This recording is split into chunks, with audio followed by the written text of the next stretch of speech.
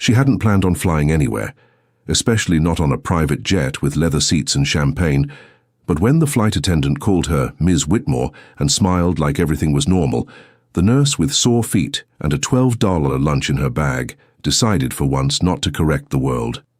Rachel McAdams, no relation to the actress, she always jokes, shuffled down the fluorescent hallway of Chicago O'Hare's Terminal 3, her nursing clogs scuffing against the floor with every tired step. Her shift at St. Vincent's had ended 4 hours ago, but she stayed to sit with Mrs. Bernard, who was too scared to die alone. Rachel had held the woman's hand until her pulse faded. Then she cleaned up the room. No one asked her to. They never had to. She didn't realize she was crying until the tears hit her security badge. Now, lugging a borrowed suitcase that wasn't even hers, it belonged to her roommate Amanda, who'd begged her to drop it off at the airport. Rachel was bleary-eyed and emotionally worn. She was only supposed to run it in to a check-in desk. Amanda's fashion internship started in New York that evening, and her suitcase had been left behind in their shared Uber that morning. Rachel reached the desk where Amanda told her to go, read off the name on the tag. Whitmore. "Ah, yes, Ms. Whitmore." The woman behind the desk smiled with tight corporate polish. "Please proceed to the VIP terminal, gate 6B. They're expecting you." Rachel blinked. "Me?" The woman just smiled again and waved her through. She hesitated. Amanda did say her boss was rich, and Rachel wasn't about to argue with someone calling her a VIP. Have you ever taken a wrong turn that led you somewhere unforgettable? Tell us in the comments. Some mistakes are magic in disguise. Dominic Blackwell stepped out of the black Escalade and into the private terminal like a man walking into court. He hated these weekly flights to New York. His life was a curated machine, meetings, interviews, events, all wrapped in million-dollar veneers. His assistant Tom followed behind, listing off numbers and names. "Whitmore intern is joining the jet today. She's the one covering the new designs. Missed the earlier flight, but it's handled." Dominic nodded absently. He barely looked at people anymore. Everyone wanted something. Always. As he boarded the jet, he rubbed at his temple. The headache never left. New York meant facing the penthouse that used to feel like home, before Fiona left with the tabloids and half the internet watching. He just needed to get through the weekend, get through the damn fashion event, smile for cameras, then fly back and be alone again. Rachel stepped onto the private jet like she was entering a dream. Cream-colored leather seats, a silent stewardess in black and gold, sparkling water in tall glasses. Every instinct told her she didn't belong, but no one stopped her. No one asked for ID. Her brain, fogged with grief and exhaustion, didn't resist. She slid into the seat closest to the back, clutching the bag on her lap like a shield. It was all too much, and kind of hilarious. She imagined texting Amanda later. "Your rich boss thinks I'm you. I'm going to prison." But then she heard footsteps. Dominic entered, eyes scanning the cabin automatically, and then paused. She looked up. They locked eyes. For 1 second, nothing moved. His brows furrowed. "You're Amanda Whitmore?" Rachel blinked. No, I'm Rachel. Rachel McAdams. I think I'm in the wrong place." Silence. Dominic stared at her. The stewardess turned slowly. Tom from the stairs froze mid-step. Then, to her utter shock, Dominic did something no billionaire stereotype ever does. He laughed. It wasn't a cold, polished chuckle. It was a real, warm, confused laugh, like someone cracking after weeks of silence. "You're not the intern," he said finally. "Nope," Rachel said, standing fast. "Just a nurse with sore feet and the wrong suitcase." More silence. "You're on my jet," he said. "I can leave." Her cheeks burned, but Dominic looked at her for a beat longer. And in that moment, when most men would have had her escorted off, something shifted in his eyes. "No," he said. "Sit down." Rachel hesitated. "What?" "New York's beautiful this time of year, and something tells me you need a break more than anyone I know." She stared at him, stunned. "Besides," he added, with a sly, crooked smile, "it might be fun to pretend for a weekend." The jet sliced through clouds as the city shrank beneath them. Rachel sat stiffly, her hands curled tight in her lap, trying not to look as poor and uncomfortable as she felt. Across from her, Dominic sipped something clear and expensive. The man didn't fidget. He didn't blink too much. He existed like the jet was an extension of his body. She, on the other hand, was having an identity crisis in leather seating. "You know," Dominic finally said, "I don't usually let complete strangers on my plane." Rachel gave him a look. "Really? Because I thought billionaires loved bringing strange women onto jets." He smiled at that, one corner of his mouth lifting. "Touché.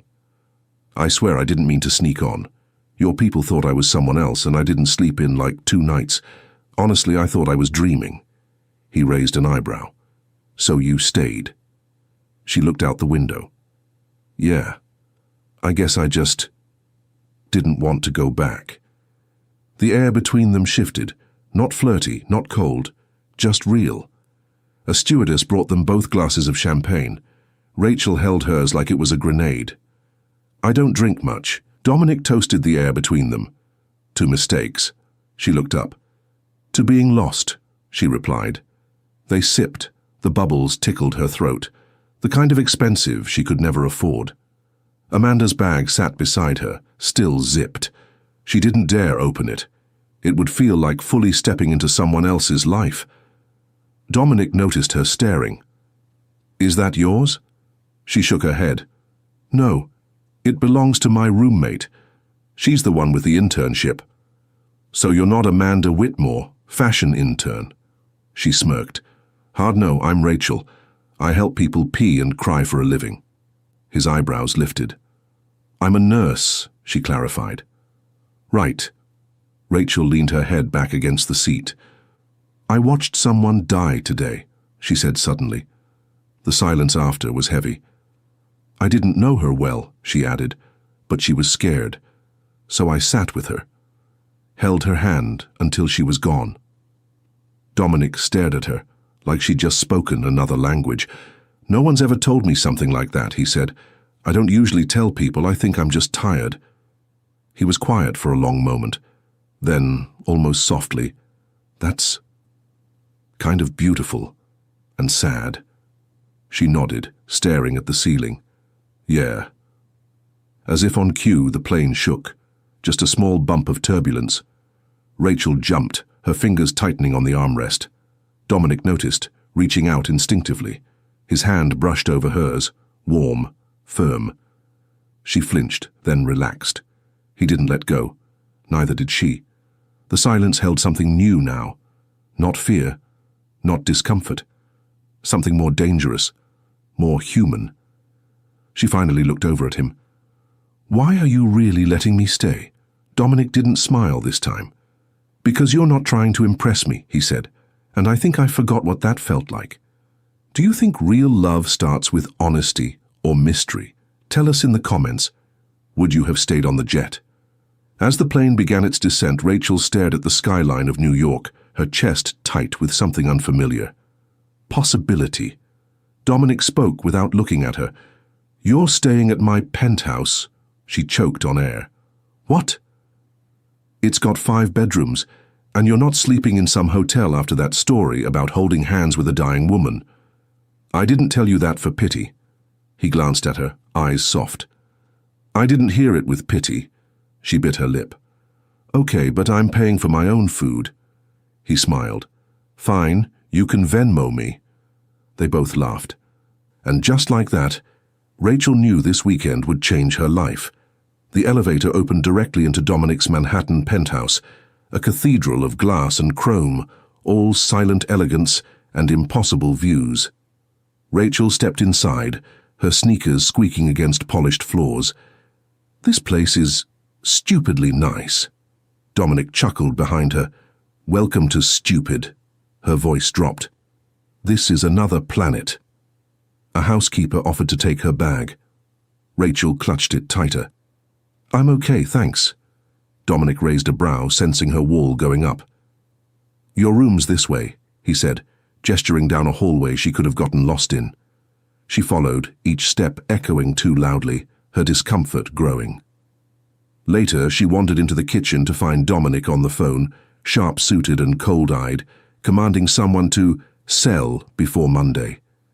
He looked like a stranger now, that man from the plane, the one who touched her hand gently, was gone. When he ended the call, he didn't look at her. "Busy?" she asked lightly. "Always." She nodded, backing away. "I'll just figure dinner out." He turned, caught something in her voice. "I can take you somewhere," he said, "if you want." "No, I'm good. I'm used to being alone." That landed hard between them. Rachel sat alone in the guest suite that night, the city twinkling beneath her like a dream she wasn't allowed to have. She opened her phone. No new messages. She almost texted Amanda but didn't want to explain anything. How do you say, "Hey, I'm in a billionaire's house and kind of terrified that I might be falling for him"? She remembered the woman who died in her arms yesterday. How small her hand had felt, how fleeting it all was. But here Rachel was, hiding. From what? A man? A new feeling? From herself.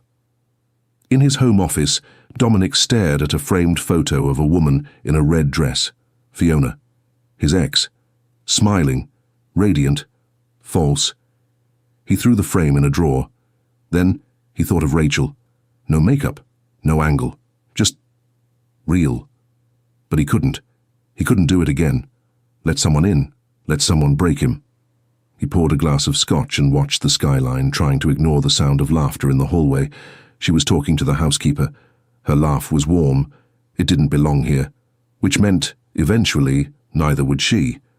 The next morning, Rachel made coffee and waited. And waited. Dominic didn't show. A driver appeared instead. "Mr. Blackwell had an early meeting. He said to offer you the day to explore."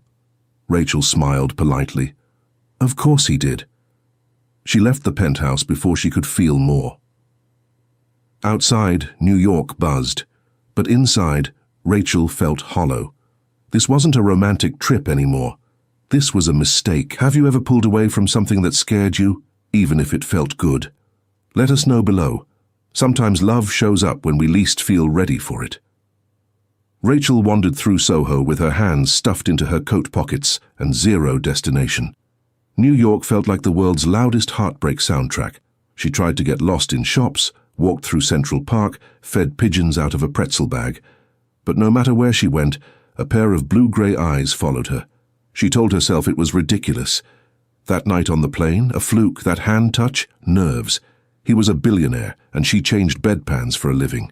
Still, she couldn't stop remembering how it felt to be seen, not admired, not used. Seen. By afternoon, the clouds broke open, thunder cracked, and the city downpoured like it wanted to drown itself. Rachel ducked into a boutique cafe just before the lightning hit. She wasn't the only one. Dominic Blackwell was already inside, dripping wet, without his usual entourage or armor. For one blink, they both froze. Of all the cafes in Manhattan. She blinked. "You following me?" He smirked, rainwater dripping off his jaw. "I could ask you the same thing." "Trust me," she muttered, pulling off her soaked scarf. "If I were stalking someone, I'd pick someone less emotionally unavailable." Ouch. The cafe was tiny, crowded with people escaping the storm. Only one two-top was open. They sat across from each other, wet, steaming, awkward. Rachel ordered tea. Dominic ordered coffee, black. "You disappeared," she said. "I figured you'd want space." "You figured wrong." A beat. "I've never done this," he confessed. "Done what?" He looked genuinely uncomfortable. "Invited someone like you into my world, without an angle, no press, no agenda, just because I wanted to." She softened, just slightly. "And then you ran." "I panicked. I noticed." He reached for the sugar, missed. Their fingers brushed. Lightning outside, silence inside.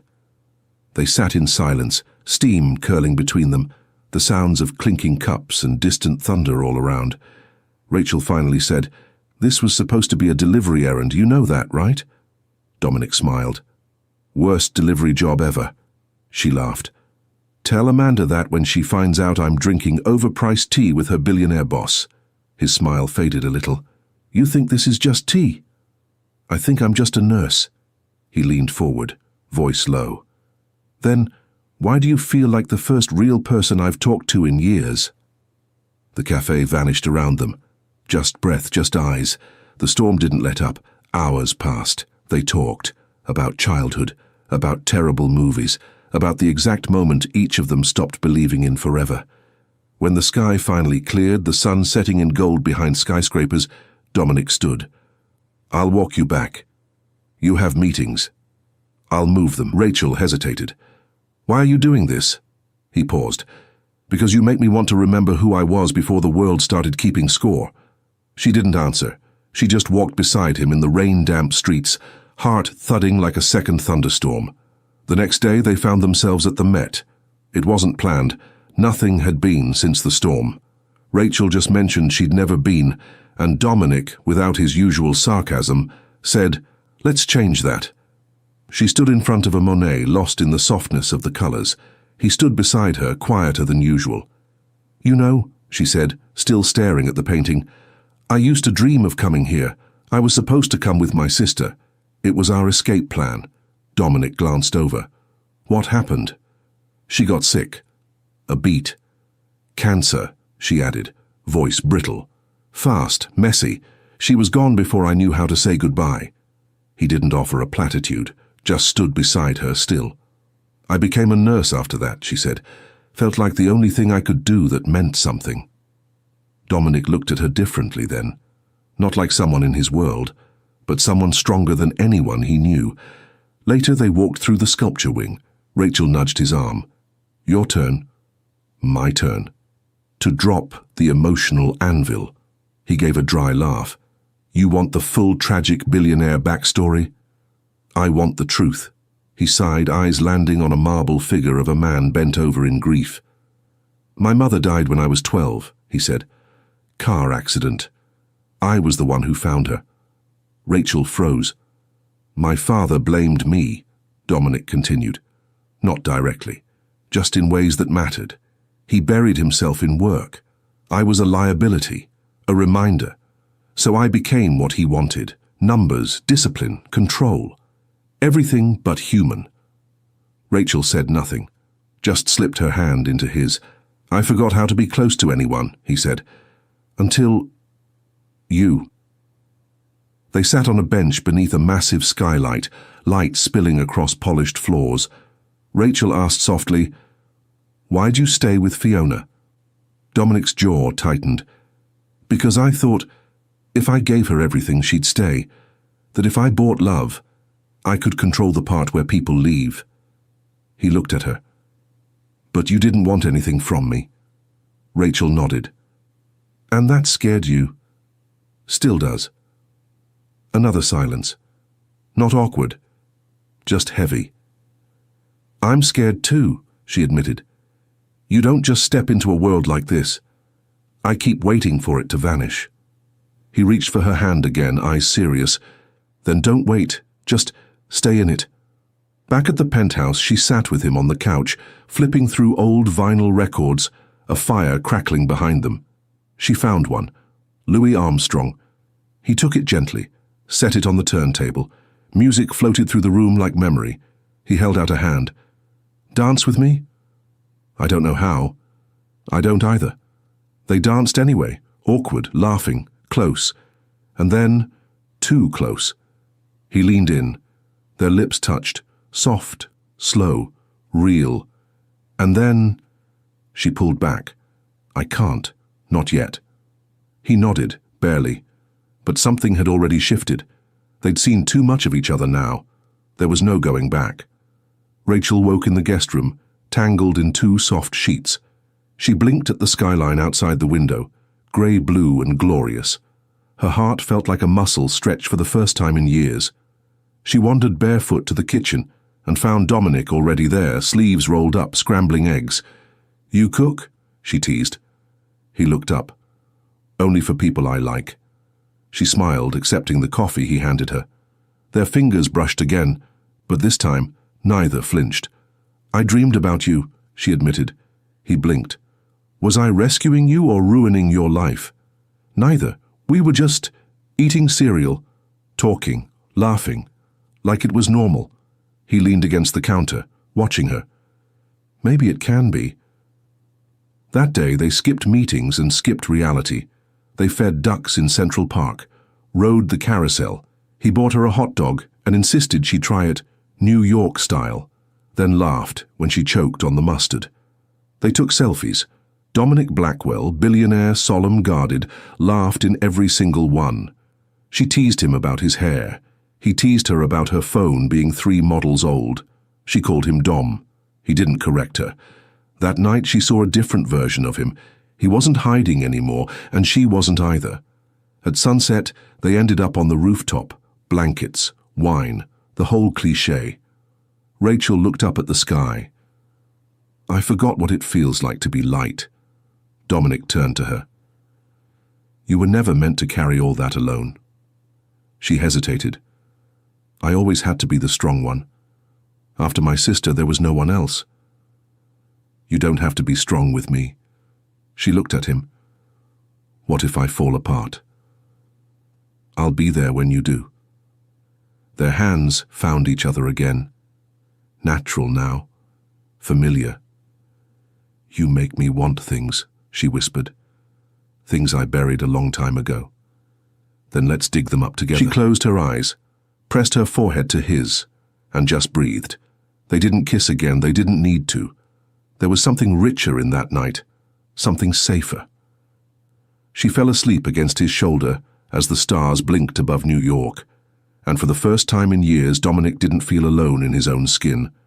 The next morning, Rachel stood at the penthouse window, sipping coffee, his shirt loose on her frame. She heard Dominic's voice before she saw him, low, clipped, businesslike. No, get it done. She's nobody, just a nurse. Don't make this complicated. Her stomach dropped. She stepped back, out of sight. The words burned. She's nobody, just a nurse. Rachel put the cup down with trembling hands. He was on the phone with someone named Rick about the fashion event. He didn't know she was listening, but she'd heard enough. She felt stupid, played, like a prop in some PR stunt. When he walked into the living room, she was already packing. Where are you going? He asked, confusion clouding his features. I heard you. He blinked. What? She repeated it. I heard you. She's nobody, just a nurse. Remember? His face paled. Rachel, wait. Don't. Her voice cracked. Don't explain how I misunderstood. You said exactly what you meant. It was business. They were trying to link you to a brand deal. And you couldn't admit we were... What? Something real? He stepped toward her. You are real. This is real. Then why did you reduce me to just a nurse? He paused, and that pause was louder than any answer. She zipped the bag. He grabbed it gently. Don't go, please. I didn't ask for any of this, she whispered. You brought me into your world and made me believe I belonged. You do belong. Then why am I still the only one fighting for it? His eyes filled, but no words came, and that silence was the final straw. She stepped into the elevator, pressed the button. The doors began to close. Rachel, he called, but she was already gone. That night, Dominic sat alone in the dark penthouse, every light off, every room too large. He replayed her voice, the look in her eyes, the way her hand felt in his. He opened his phone. Her contact. A message, half-written. Deleted. He poured a drink. Didn't finish it. He sat with his grief, this time with no one to blame. And across the city, in a cheap hotel Rachel found on her phone in tears, she curled up in bed wearing a borrowed hoodie and sobbed like she hadn't since her sister died. She hadn't just lost a man, she'd lost the first version of herself that ever felt wanted. Rachel sat in a Brooklyn laundromat, folding borrowed clothes while the news played on a muted screen in the corner. A fashion magazine segment aired on Dominic Blackwell's upcoming appearance. A photo of him, stoic, alone. She swallowed the lump in her throat.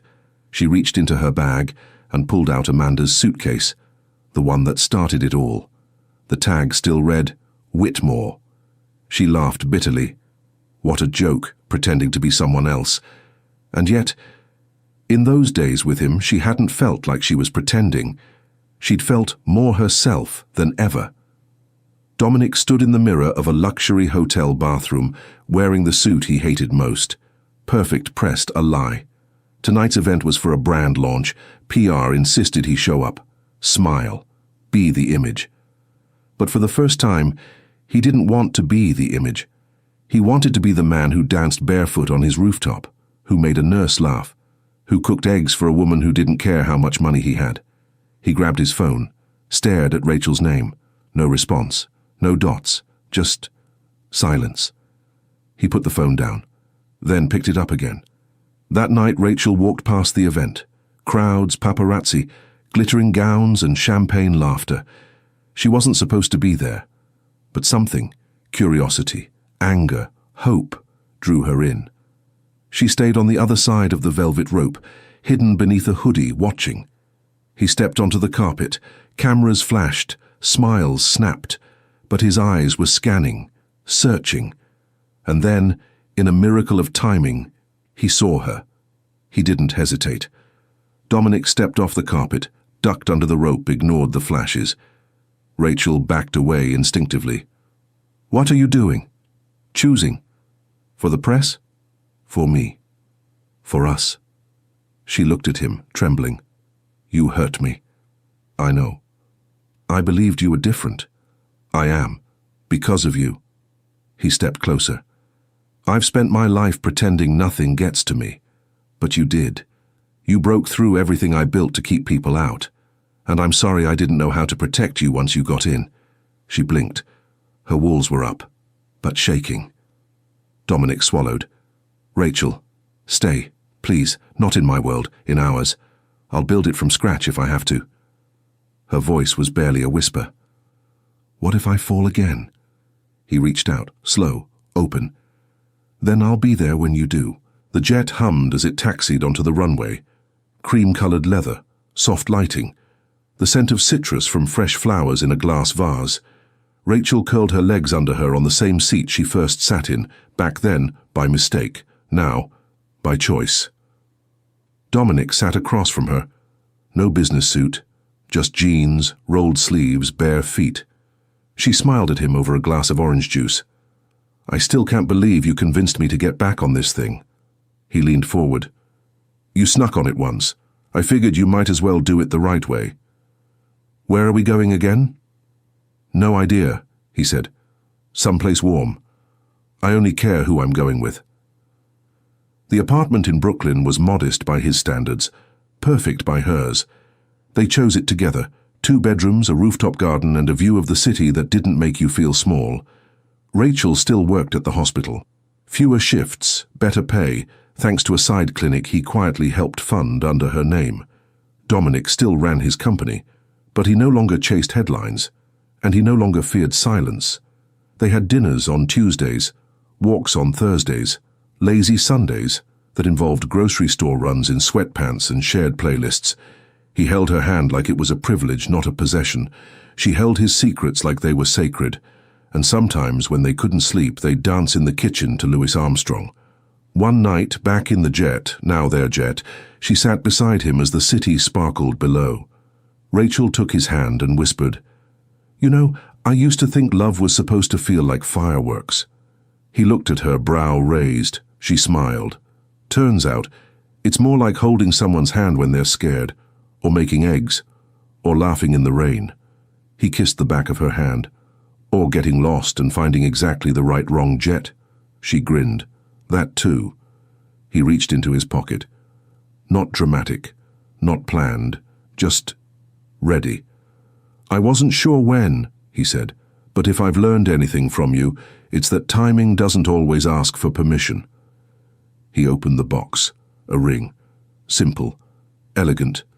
Nothing flashy. Rachel's breath caught. "You're not just the woman I love," he said. "You're the reason I remember how to feel. And I want to build whatever comes next. With you." Her eyes shimmered. "Are you asking me to—" "I'm asking you to keep pretending with me," he said softly. "Every day. For real." She laughed through her tears. "Yes." She wasn't just a nurse anymore. He wasn't just a billionaire. They were just two people, flawed, healing, choosing each other. Every morning, every argument, every quiet night in the city that once made them feel so small. Love didn't save them. They saved each other. And every time someone asked how they met, Rachel would grin and say, "It's a long story, but it started with the best mistake I ever made."